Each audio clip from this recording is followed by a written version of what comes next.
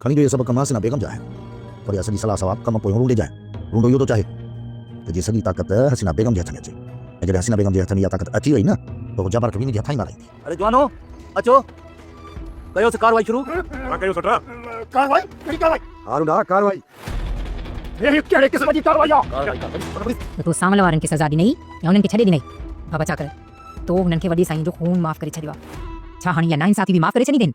उनखे सज़ा ज़रूर मिलंदी, कंहिंखे बि माफ़ कोन कंदसि।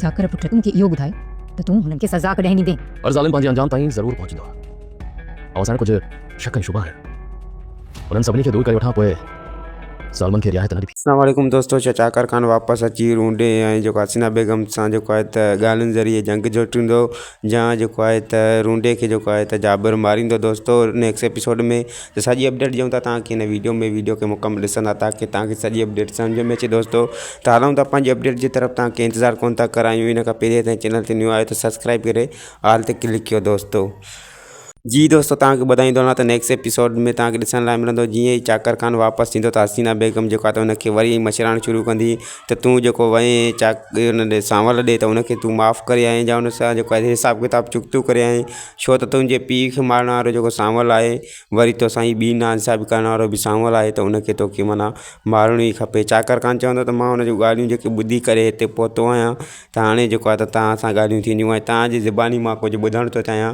ताकी मां सॼी मंज़िल ते जेको आहे त पहुची सघां ऐं मां सम्झी सघां त केरु ॾोही आहे ऐं केरु जेको आहे त बेॾोही, छो त मां सज़ा ॾियणु जेको आहे त ॾोहीअ खे चाहियां थो, को बेॾोही मुंहिंजे हथों न मरे। इन जे करे मां तव्हां सां बि ऐं तव्हां जूं बि ॻाल्हियूं जेको आहे त ॿुधणु चाहियां थो। मां दोस्तों तव्हांखे ॿुधाईंदो हलां त जेको जाबिर आहे त रूंडे खे जेको आहे त नेक्स्ट एपिसोड में वण सां ॿधाए करे ऐं जेको आहे त तशदुद कंदो या कहिड़े बि हिसाब सां हुनखे मंझराईंदो, हुन सां हथु मिलाईंदो ऐं पोइ जीअं माना रूंडो हुन जी ॻाल्हियुनि में अचे त मां हुनखे जेको आहे त फासाए सघां। पर जेको आहे त रूंडो बि एतिरो माना चालबाज़ आहे ऐं जेको आहे त हू न चाहींदो त मूं मां कंहिंखे फ़ाइदो पए ऐं जाबिर बि जेको आहे त न छॾींदो त मां जेको आहे त का कसर छॾियां, छो त चाकर खान जे मोटण खां पोइ जेको आहे त सभिनि जो साह मुठ में अची वेंदो। जीअं त चाकर मोटी आयो आहे पंहिंजे ॻोठु, हाणे जेको आहे त जाबिर रूंडे ऐं हसीना बेगम जूं ॻाल्हियूं ॿुधण लाइ सिर्फ़ु ऐं सिर्फ़ु पंहिंजे ॻोठ में आयो आहे जीअं सांवल जूं ॻाल्हियूं ऐं हुन जूं ॻाल्हियूं ॿुधी करे को फ़ैसिलो करे सघे। दोस्तों त हाणे ॾिसूं त आख़िर जेको आहे त चाकर कहिड़ी हद ताईं पहुचे थो।